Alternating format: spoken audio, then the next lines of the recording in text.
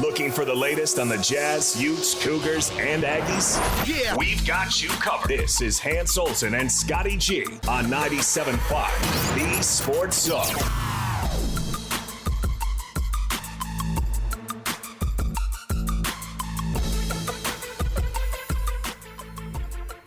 Hans and Scotty, 97.5, the KSL Sports Zone. Happy Tuesday, everybody. So, Hans, I tried to call you over the weekend. And I tried to text you. Did a cutthroat trout pick up? Did a rainbow trout answer? Oh, all right. Set the scene. What happened? Titus. What's the underwater god? Oh, yeah. Who is the underwater? Is it Titan? Yeah, I can't remember. Yeah, the phone is gone forever, and I'm so sad about it because I just hate what that does to Nate and the company because it's a company phone. Yeah. Well, as you know, we went out ice fishing. Yeah. By the way, is Brody doing all right? Yeah, he's good. Things are okay? Yeah. We're out there on the ice, and it's so cold. Yeah. By the way, when we pulled up, it was -5 degrees. When we got on the ice, it was -8. And then there was a little bit of wind that picked up. So my guess is you're probably -15. Wow. So you get in the tent. So this was on Monday. This was on. Or was it Saturday? Saturday. Okay, gotcha. So you get in the tent, and, there was 3 of us in a tent that's really built for me and Rock. That's really built for me. Yeah. I mean, honestly, it'd be a 2-man tent, but we're so cold that we're all huddled into this tent. And my nephew Pojo caught a beautiful, 22-inch cutthroat, massive cutthroat. And so he's holding in the tent. I'm like, oh, Pojo, let me get a picture of this. So I get my phone out of my zipper. I keep it in my coat in a waterproof zipper, and I unzip it. I get it out because I'm a responsible phone-carrying adult. Yes. And I get my backlight. I open up the window. I get my backlight on him because it's just the best fish ever. As I'm going to take the picture, I see my pole out of my periphery goes down. The tip goes down, and the pole starts to slide towards the hole. Oh, no. So I set my phone on my knee, and I go to turn to grab the pole. As I turn, my knee turned towards the hole, and my phone, it hit right in the middle of that ice hole. Oh, right. Dead center. With the picture frame on. So I saw it rotating for about 20 feet. I was looking down the hole, and I saw it rotate all the way down until it was out of view. What is that? Is this a voicemail from the phone? Is this audio that PK got us from the Mount West Conference? Oh, okay. Don't bring freaking strays. Now you're deflecting. What is that? That's funny. People talking under the water. That might be one of your best lines of all time. Still doesn't change the fact you're deflecting. I got to get anything to get out of this. That's impressive, though. I got to get out of this one. Is that Kyle Whittingham? I don't know. See, I can't really tell who's on the phone. And it ruined the day. It flat out ruined the day. It's been a nice, quiet weekend without a phone. Oh, I bet, yeah. You learn a lot of things when you don't have a phone. You remember how responsible you had to be when you didn't have a phone. And it helps you realize how irresponsible kids are now. They can't get simple directions. Like if we had a remote in a place where I didn't know today, I can't just dial in the address into my phone and go there. I'd have to call you. You'd be like, all right, so take Redwood to 72nd 100. You're going to take 72nd 100 west until you get to the Northwest Avenue. When you turn on Northwest, that's how we used to do the directions thing. Like if I was on remote the next day and I didn't know where it was at, I would go to mapquest.com and print out instructions on paper and then follow along while I'm driving. I mean, like, okay. We used to have a producer have to do that for a host back in the day, like nonstop, every day. Oh, really? MapQuest. Who did? For was it an afternoon? Was it a lemma? No, it was after. Well, was it for Gordon? Yeah. Oh, wow. Somebody map quested for our boy? Yeah, I guess Long so. ago. Boy, Was that AJ that had to do that? No, I think that might have been our dear friend, Mr. Will Smith. Used to do that for him all the time. Oh, gotcha. Man, Miss Will. Yeah.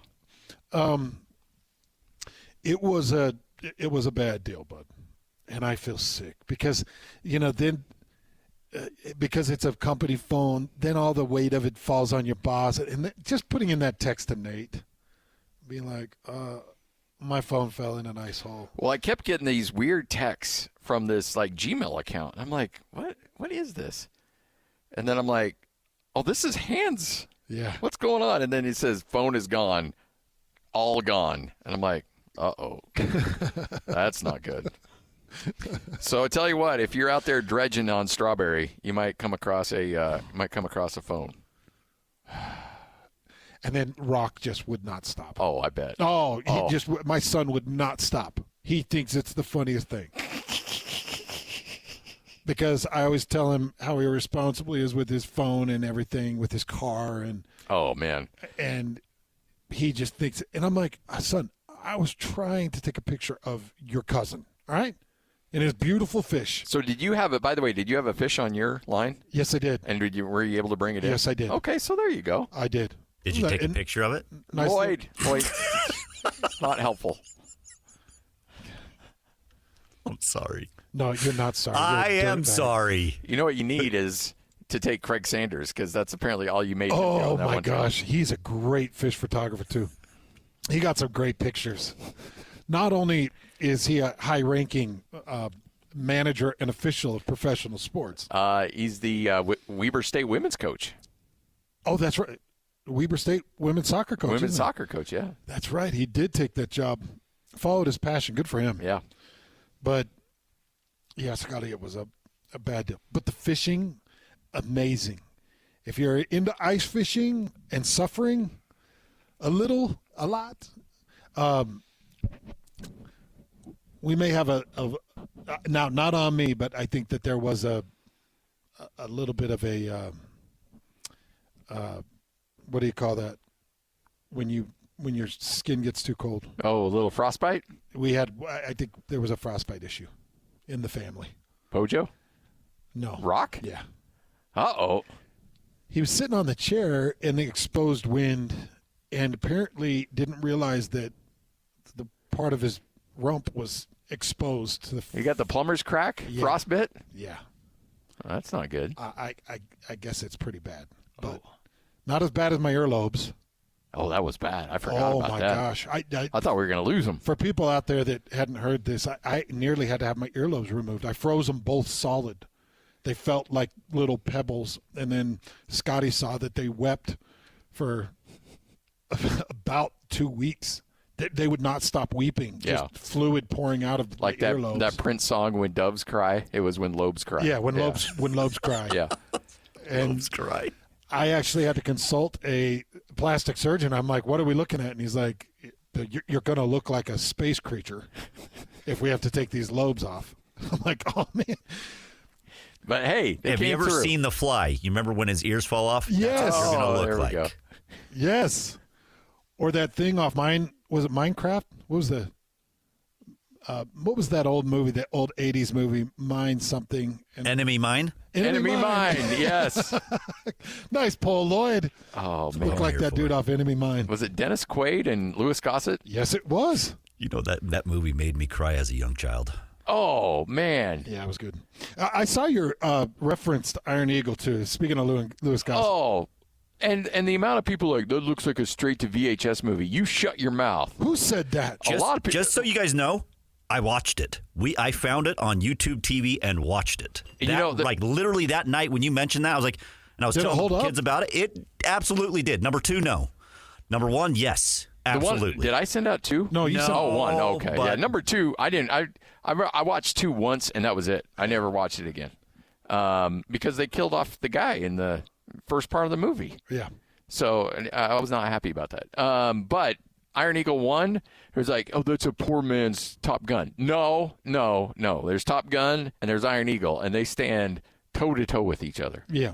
I will not handle any Iron Eagle disrespect. In fact, it would be nice to get like a reboot. Yeah, because that Top Gun, that's the best movie that we've had in the last 10 years. That remake, Maverick. Yeah. That's the best movie we've had in 10 years. It was actually amazing the way they don't disagree at all. Drew your emotions in and brought in one of the all-time great actresses and made her a character. It was a phenomenal. They could do that with Iron Eagle. Oh, yeah, absolutely. They should. Keep the 80s playlist, the music. Everybody else is doing it. We're getting a Happy Gilmore Part 2. Speaking of which, I had my Brody. I made him watch Happy Gilmore, and it reminded me of watching, Happy Gilmore or Billy Madison when you were in your late teenage years, and just laughing at things you should not be laughing about. My 13-year-old just was rolling on the couch laughing. Good. And I'm like, all right. Good. I feel like a good dad now. You're absolutely because I've raised a a good son dad. Who finds that movie very funny. Yeah, you're absolutely a good dad. But we're getting to number 2. How do you think number 2 is going to go? Well, do you think it'll have as much success as Maverick had? It's not quite as far separated because Dumb and Dumber Part 2, it failed. It was miserable. It was horrible. Yeah. And Coming to America, the second one was horrible. Now the recent remake. Yeah, now the Beverly Hills Cop one that came out a year ago, that was pretty good. I didn't hate that. Maybe that's because I had Coming to America stuck in my head on how bad that was. Maverick was awesome. This one, you know what? I think it'll be okay. You know what? Adam Sandler will be all right. Connor's over there being like, not a chance. I gave Gladiator Part 2, I gave that a 6.5. I'm really curious how they rebuild Braveheart. Because I think in a year and a half we got Braveheart that's coming out, Part 2. I think the Gladiator remake inspired Mel Gibson to go and make a Braveheart Part 2. Yeah. But he died at the end. I know. Well, same with Gladiator. So did he father a child that they're going to follow him around now? That's who it is that whispered into Longshank's ear. Yeah. I'll bet that'll be it, which would be a pretty good storyline. Makes sense. But Mel's got to wiggle his way into that, so he'll probably be a ghost. He'll be Obi-Wan Kenobi. Take his head off. And kill 50. 50 if it was one. Oh, man. Please let that happen. Shehan Jeyarajah is going to join us coming up next. We'll recap the college football season, the national championship game with him coming up here in our next segment right here on The Zone. This is DJ and PK. Kevin Graham joins us. Is Deion Sanders going to end up coaching the Dallas Cowboys? Deion loves the spotlight. Jerry Jones loves the spotlight. Can those two really coexist? Jerry Jones is the only owner that will hold his own press conference. After every game, there's Jerry Jones down outside the locker room holding court. If there's anybody that wouldn't care and can deal with that because he's going to have his own spotlight, it could be Deion. And then the other thing to think about is Deion's style of college coaching is not going to work in the NFL. I have to think he's smart enough to adjust to that. The last coaching hires that Jerry Jones have made have all been yes guys, so I'd be really surprised if he brings primetime in. But if he does, man, get ready on ESPN. You thought you got sick of the Jets and Aaron Rodgers coverage for the last 2 years. Get ready for Deion and Jerry Jones and the Cowboys coverage 24/7 through the whole season next year. Catch DJ and PK mornings from 6 to 10 on 97.5, the KSL Sports Zone. Number one. Miss any part of the show? Every moment of every show is available in podcast form by searching Hanson Scotty on your favorite podcasting platform or online at KSLSports.com. This is Hans Olsen and Scotty G on 97.5, the KSL Sports Zone. Hans Olsen, Scott Gerard, 97.5, the KSL Sports Zone. The college football season officially in the rearview mirror, Hans, and it just bums me out thinking about it. Me too, and it wasn't the fireworks that maybe I've been sent off with in the past with some college football national championship play, but it was okay. It was good. It's a good way to put it. It was okay. It was funny because during the game, I was watching with a bunch of family, and I had a couple of family members ask, who do you want to win? And I could not come up with the answer. And I wonder if that's a part of it. You know, sometimes there's a coach that's coming back. Like let's say that the Texas Longhorns would have made it. Yeah. Well, I'd have been rooting for Your Steve guy. Sarkisian. Yeah. And his ultimate comeback, because Steve Sarkisian was in the gutters. And as a former teammate of mine, I loved him. He was our captain in '96, that Cotton Bowl championship, and I loved him. I helped him move out of his apartment when he graduated, and watching his decline and eventual downfall before his rebuild, like I would have loved to have had a rooting interest in the game. I just didn't. I didn't care if Notre Dame or Ohio State won it. Yeah. I just, I became a Notre Dame fan throughout the course of the game just because I wanted to see the comeback. Yeah, give me a good game. Yeah. Yeah. Which would have been incredible if they'd have came back from, triple score issues. 31-7. They would have been impressive. Ooh, no doubt. Shehan Jeyarajah joining us once again to help recap a college football season. Shehan, it's a bittersweet day. We get a great game to break down. Well, I guess I should say a pretty good game to break down, but it also signifies the end of the college football season. Where are you at emotionally on this one? Well, I'll tell you what. I mean, this is later, of course, than the season has ever ended. So there is a little bit of relief to kind of finally be at the finish line, but it is kind of daunting to look up and see that countdown clock for the Ireland game between Kansas State and Iowa State and have it say, 238 days or whatever it is. So I think right in this second I'm taking a deep breath, and probably by tomorrow I'll be looking up saying, when's the next game? Yeah, for sure. Notre Dame tries to pull the comeback, but fall a little bit short. Obviously, Ohio State comes in as a team that was playing great football and just dump trucked pretty much everybody outside of that late Notre Dame run en route to a national championship. Just how impressed should we be with what Ohio State was able to do? Well, I think that's one thing that people frankly just are going to have to get used to is the idea that the sport goes from being one that kind of is defined by its regular season to one that I think is defined by trying to put together the best team that you can at the end of the year. And when you look at Ohio State after that Michigan game, I mean, it was just an incredible run. They demolished Tennessee. They demolished Oregon. They control that game against Texas, and they pull away from Notre Dame. And, I mean, when you look at that four-game run, that's as impressive a four-game run during any part of the season, as we've seen in college football. And, of course, Ohio State, I think, they coming into the year were seen by many as the most talented team in the country, but I think that we didn't get to see sort of them at full potential and full capacity until we got to the postseason. So I'm very impressed by what they put together, and I think that they're a very deserving national champion. Shehan, is there a list anywhere of amount of money spent on a roster? And where would Ohio State be if there was?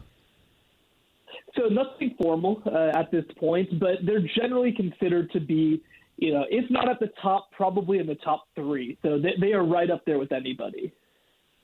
I'm just wondering if that is a direct indicator of where every team needs to be if they really want to compete. Shehan, you got to go out, you got to spend the money if you're going to be in the big boys game. Well, this is the way I think about it, right, is that historically we kind of view this more through the lens of recruiting and recruiting rankings, now kind of transfers that to including NIL money as well. But I think that there's a level that you have to reach to give yourself a chance. Because I'll tell you what, Notre Dame wasn't number one, number two, number three on that list necessarily. They weren't number one, number two, number three from a talent composite perspective. And yet again, they played a one-score game with a chance to win the national championship last night. So I think that there's a couple ways to view this. One, you do need to have a baseline level of talent. You do need to have a baseline level of spending. You look at the Texases, you look at the Notre Dames, you look at Penn State, they are hitting a baseline. But I don't think that baseline necessarily has to be number one or number two, as maybe when you look at recruiting, that's kind of what you needed it to be historically for the past 15 years or so. The other piece, too, though, is that you also need a confluence of events. When you look at Ohio State, everybody, and for good reason, is going to point to the amount of money that they spent on the roster. But the actual most important thing that they did was that they retained guys who could have gone to the NFL or could have transferred.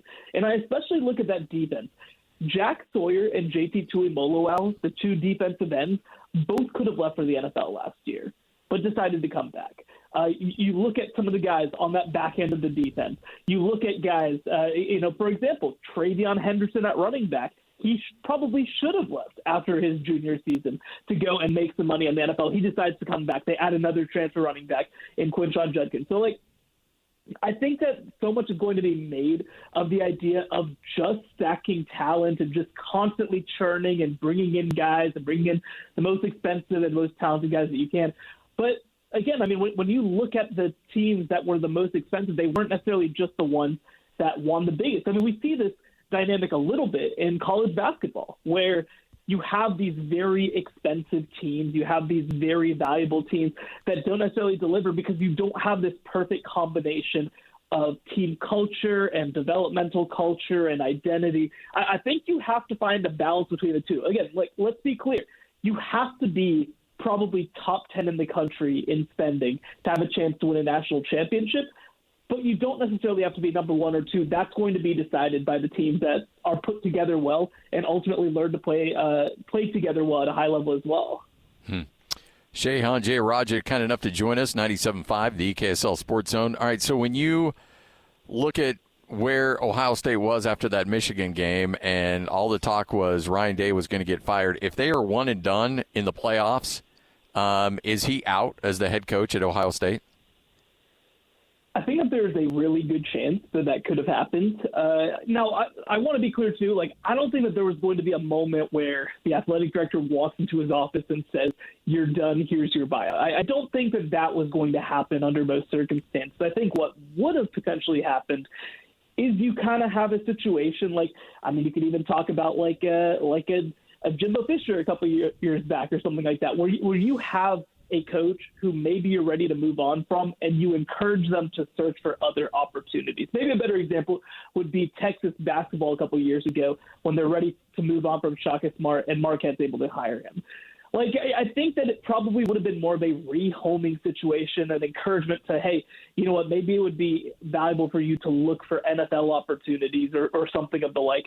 But I do think that it would have been on the table. If they lose that first-round game to Tennessee and this season's a total disaster, I think it would have been on the table for them to at least evaluate their options. I mean, I want people to understand, again, I talk about all the guys who came back in 2024 to compete for a title. If you spend and invest to that level with this roster, which I would argue is a culmination roster, a natty or bust type roster in college football, and you ultimately flail and lose 2 games and lose in the first round, that's the sort of thing that will take years to recover from. And if you're Ohio State, you have to ask yourself, are you willing to let him try to create his next championship caliber team?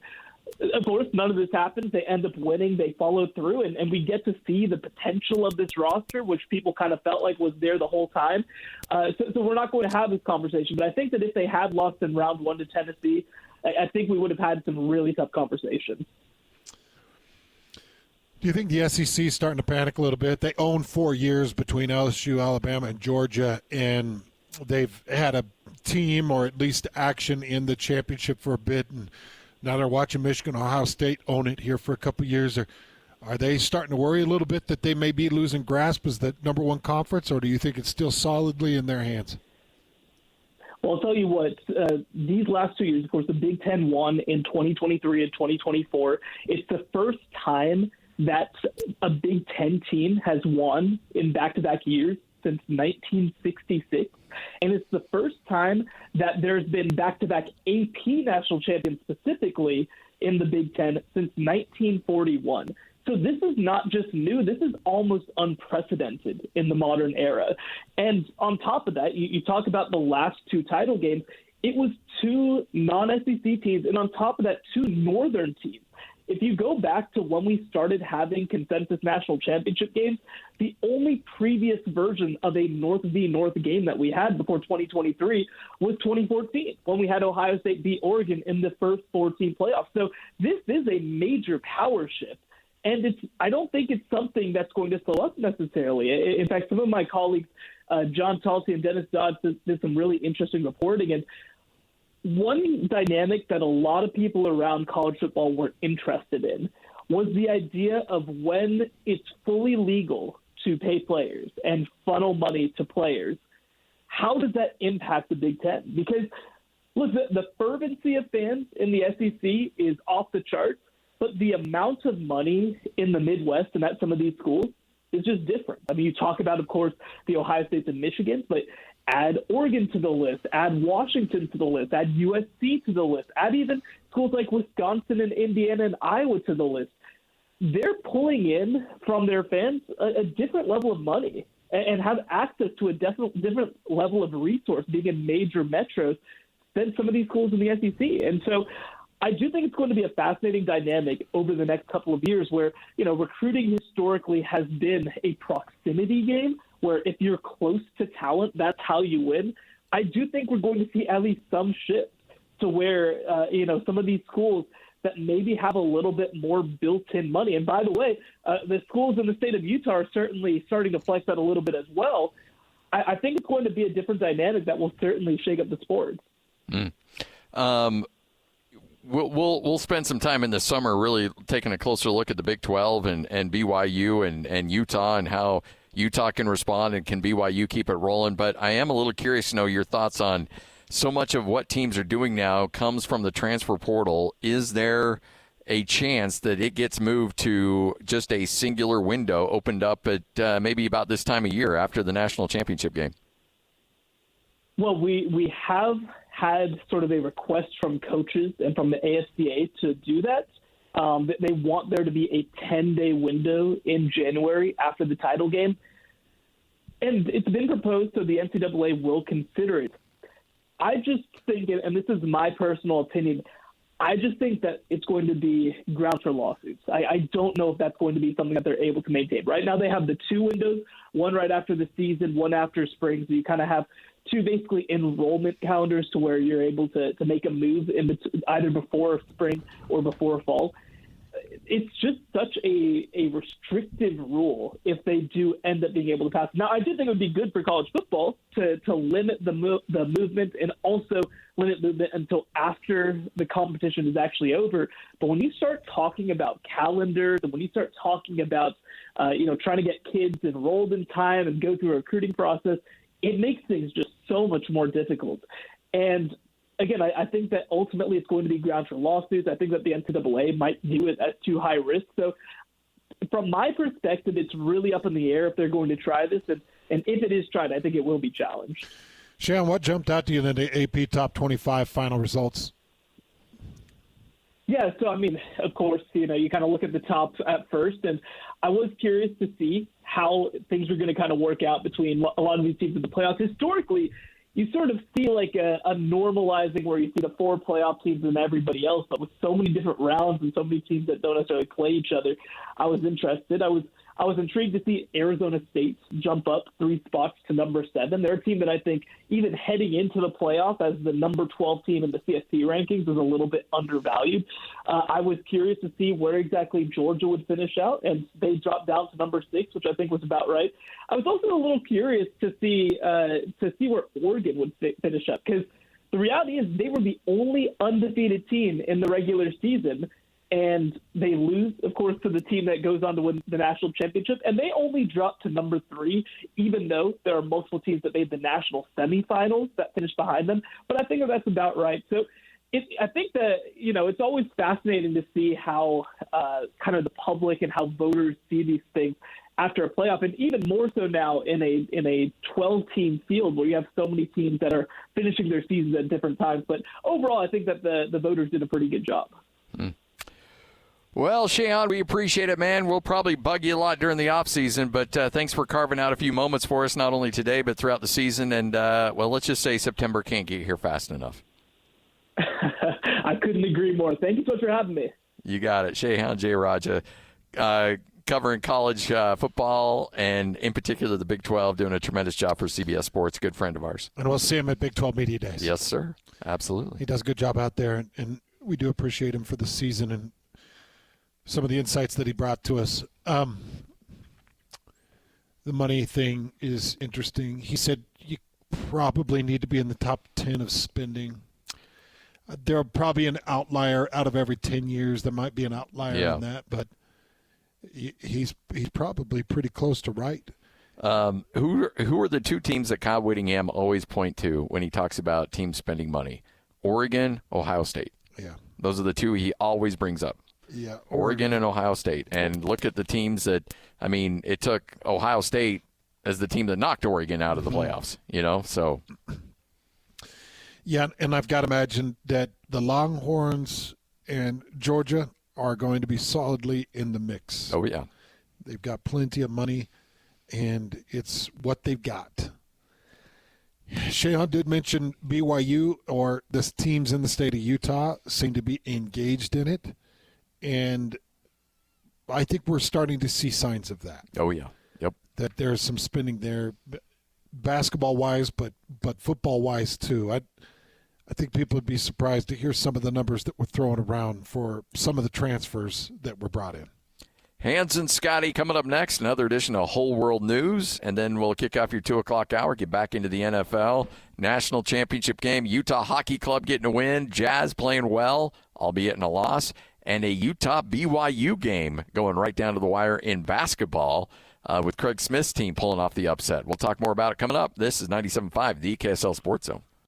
Hey, bro. You hear us every day with our crazy opinions. Hey, what you doing? Well, now, it's time to hear from you. Hey, great show. Download the KSL Sports app and fire off your thoughts with the call-in tab on the bottom of your screen. Your show is fantastic. It's the one that captivates me the most. You can tell PK to stop singing. G-Bangs! G-Bangs! Let Jake and Ben know what you really think of the Jazz. Woo! Tell Hans and Scotty about your favorite barbecue spot or what color of tie JJ should be wearing on TV. The best entries will be played on the air. Download the KSL Sports app now and hit the call-in button to let your voice be heard. I think you guys do an incredible job. This is 97.5, the KSL Sports Zone. Go! It's time to span the globe for the hard-hitting news you care about. Well, not really. But hey, at least we found it interesting. This is Whole World News on 97.5, the KSL Sports Zone. We've got the whole world in our hands.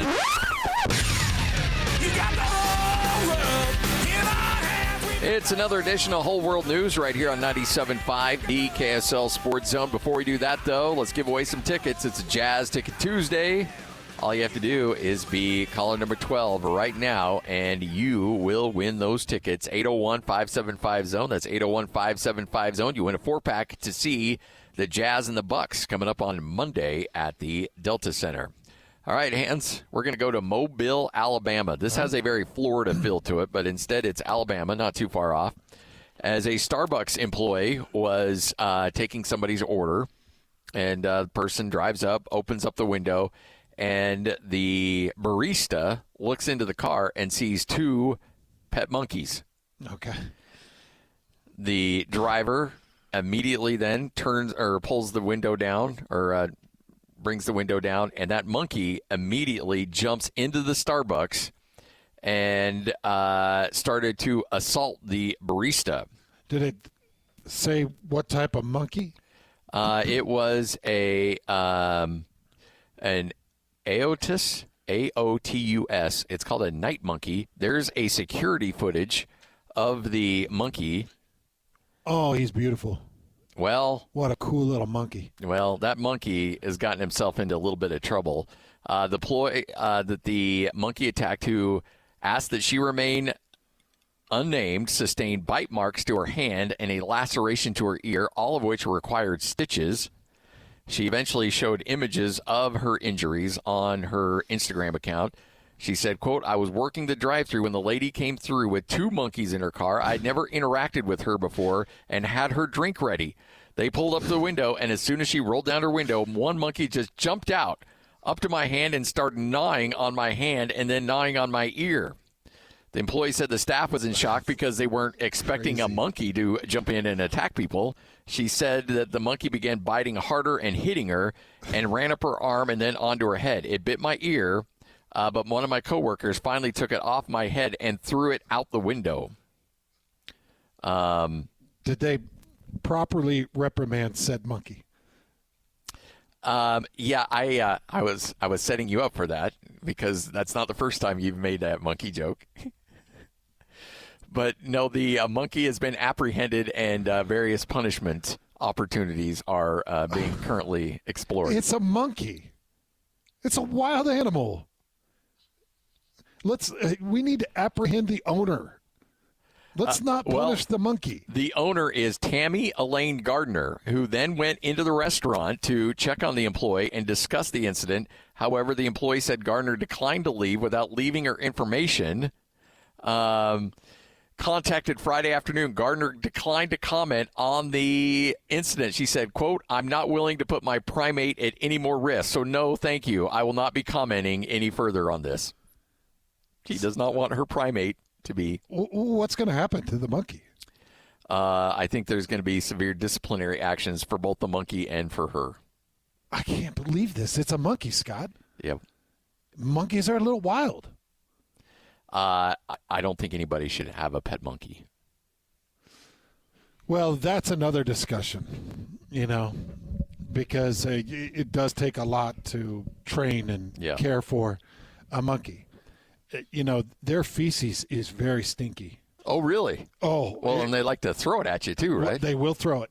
Yes, they will throw it. When they feel disrespected. So at what point do you have to step in and discipline that monkey? I can't. I want to own a monkey. I'm not going to lie. I think they'd be a great little.